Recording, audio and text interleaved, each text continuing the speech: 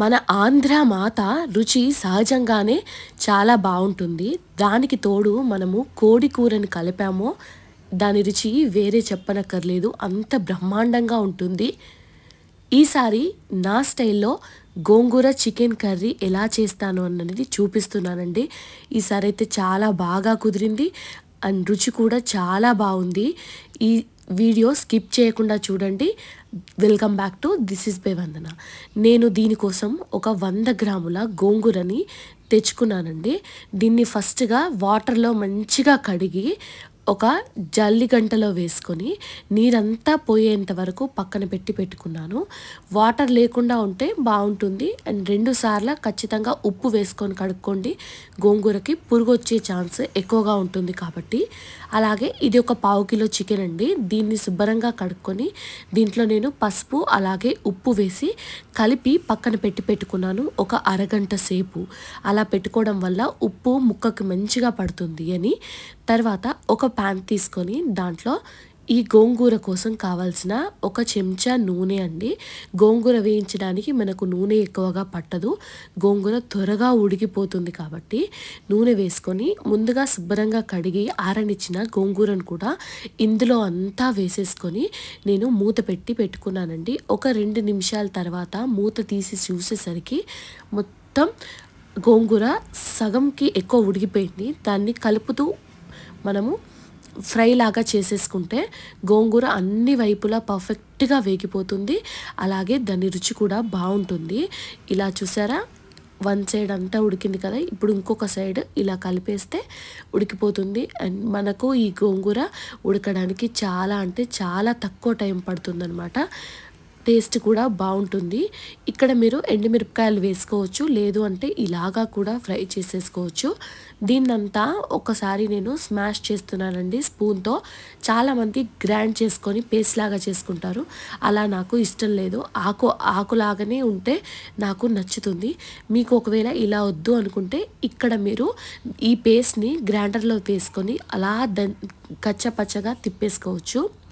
అదే ప్యాన్లో నేను కట్ చేసుకున్న ఉల్లిపాయలు మిరపకాయలు కూడా వేసుకొని గరం మసాలాలన్నీ కూడా వేసుకున్నానండి. మీరు అనుకోవచ్చు నూనెలో గరం మసాలాలు వేసుకోవచ్చు కదా అని. గరం మసాలా టేస్ట్ కంటే ఎక్కువ మనకు ఈ వంటకంలో గోంగూర రుచి తెలియాలి. అందుకని చెప్పి నేను ఉల్లిపాయలతో పాటుగా వీటిని వేయించాను.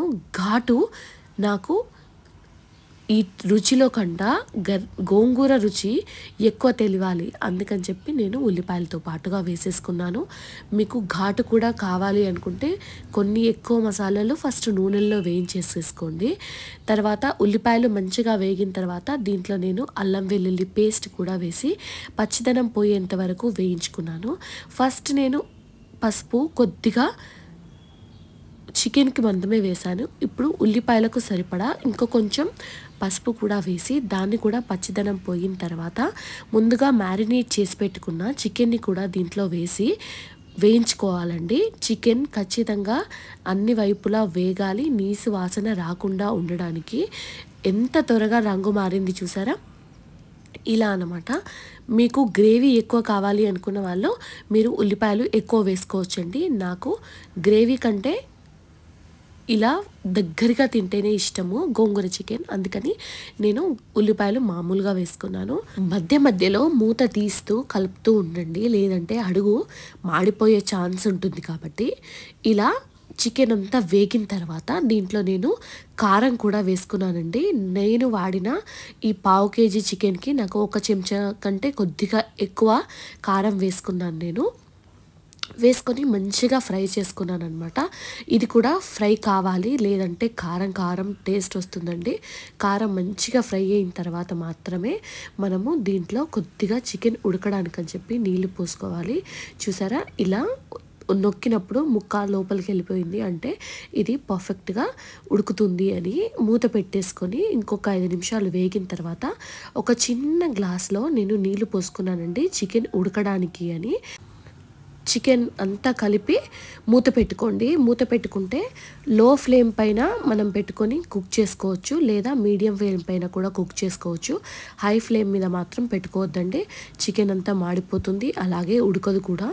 అప్పుడు మనము గోంగూర మూత తీసి గోంగూర వేసేసుకోండి. ముందుగా మనం చేసి పెట్టుకున్నాం కదా, దాన్ని వేసుకొని మంచిగా కలిపి మళ్ళీ ఒకసారి మూత పెట్టి ఉడికించుకోండి.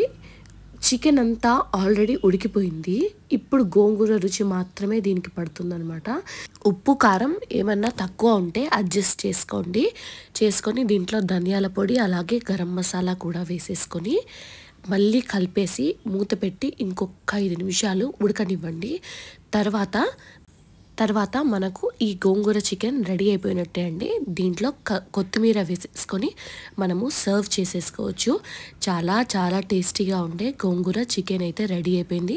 నూనె చూసారా ఎలా పేరిందో అని. అలా అయ్యింది అంటే అర్థం చికెన్ పర్ఫెక్ట్గా అయింది అని. ఈ వీడియో మీకు నచ్చితే ప్లీజ్ లైక్ చేయండి. అలాగే మీరు గోంగూర చికెన్ ఇష్టపడతారా లేదా గోంగూర మటన్ ఇష్టపడతారా అన్నది కూడా నాకు కమెంట్స్లో తెలపండి. నెక్స్ట్ ఏం రెసిపీ కావాలి అని మీరు అనుకుంటున్నారు అన్నది కూడా నాకు కమెంట్స్ రూపంలో తెలియజేయండి. Thanks for watching and please subscribe to my YouTube channel. Thank you.